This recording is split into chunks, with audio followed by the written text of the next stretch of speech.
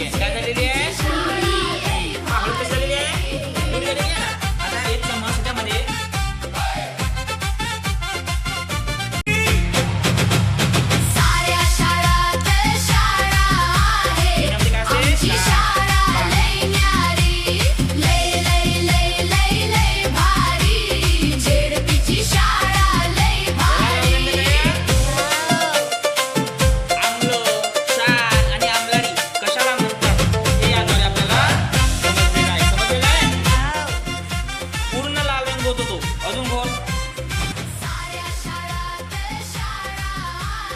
कोणी केलेला आहे?